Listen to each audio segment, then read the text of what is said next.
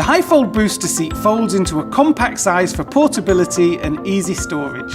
Start by removing the vehicle seat from the lap belt guides and the shoulder belt guide. To remove the shoulder belt from the shoulder belt guides, first slide the seat belt behind the red slot cover and then remove the belt entirely through the slot on the underside of the headrest. For the most compact folding size, first you should fold all of the sides into their narrowest settings and then the headrest to the minimum. Now fold in the seat back sides. Press the button on the seat back side fold lock while pressing down on the seat back side fold lock. This allows you to rotate the seat back side into the center, then repeat this on the opposite side.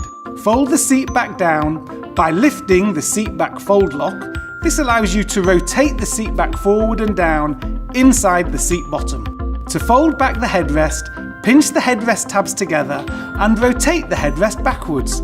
Finally, you fold in the headrest sides by pressing the headrest side fold locks and rotating the headrest sides into the center on both sides. The storage straps can be brought up and over the top of the folded headrest sides and the buckle fastened. This will keep the hifold booster compact and allow you to carry the booster.